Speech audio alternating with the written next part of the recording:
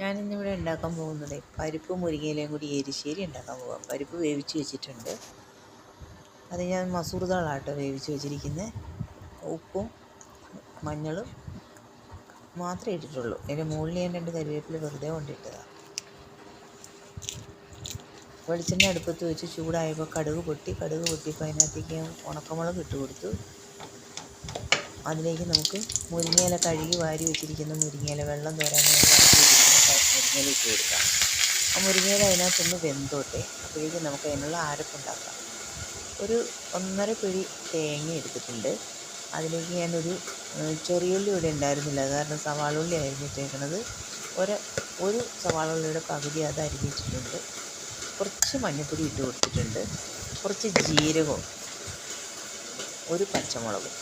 ഇത്രയാണ് അതിനകത്ത് അരച്ച് ചേർക്കാൻ ആവശ്യമായി വേണ്ടത്. അപ്പോൾ നമുക്കതൊന്ന് അരച്ചുകൊണ്ട് വരാം. ഒരു സ്പൂണും കുറച്ചും കൂടി ചേർത്ത് കൂട്ടിയിട്ടുണ്ട് കേട്ടോ ജീരകം. അത് നമുക്കൊന്ന് അരച്ചുകൊണ്ട് വരാം. എന്നിട്ട് നമുക്ക് ആ കറി അപ്പോഴത്തേക്കും നമ്മുടെ മുരിങ്ങയില വേവും. മുരിങ്ങയിലയ്ക്ക് വേവില്ലല്ലോ, അതിനകത്ത് വെള്ളം ഒഴിക്കണ്ടേ. ഇപ്പം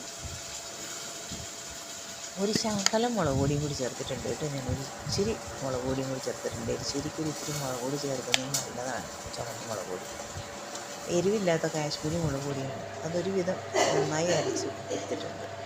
ഇപ്പോൾ പരിപ്പിനകത്ത് കുറച്ച് വെള്ളം ഉണ്ടായിരുന്നു. ആ പരിപ്പിനകത്ത് വെള്ളവും ഒക്കെ കൂടി മുരിങ്ങയിലക്കകത്തേക്ക് ഇട്ടു. ഇനി അതൊന്ന് ഇളക്കി കൂട്ടി ഉപ്പ് പാകാണോ എന്ന് നോക്കിയിട്ട് നമുക്ക് ഈ അരപ്പ് ചേർത്ത് കൊടുക്കാം. അരപ്പ് ചേർത്ത് കഴിഞ്ഞാൽ ഓൾറെഡി നമ്മൾ കടുക് വറുത്തിട്ടതായത് കാരണം ഇനി കടുക് വറുക്കേണ്ട ആവശ്യമില്ല. അരപ്പ് ചേർത്ത് കഴിഞ്ഞിട്ട് ഉപ്പ് കുറവാണെങ്കിൽ കുറച്ച് ഉപ്പും കൂടി ഇട്ട് കൊടുക്കണേ. എൻ്റെ കയ്യിൽ ഉപ്പ് കുറവായിരുന്നു, അത് കാരണം കുറച്ച് ഉപ്പ് ഇട്ട് കൊടുത്തു. ഇപ്പോൾ അരപ്പും കൂടി ചേർത്തിട്ടുണ്ട്. പോരാത്ത കുറച്ച് വെള്ളവും കൂടി ചേർക്കാം കേട്ടോ. തീരെ വെള്ളം കുറഞ്ഞു പോകും. അപ്പോൾ നല്ല സ്വാദാണിതിന്. ഇത് ചക്കക്കുരുവിൻ്റെ കൂടെ ഇട്ട് വയ്ക്കുകയാണെങ്കിലാണ് ഏറ്റവും ടേസ്റ്റ് കിട്ടുക. ചക്കക്കുരുവും മുരിങ്ങയിലയും കൂടി ഇതുപോലെ വയ്ക്കാം.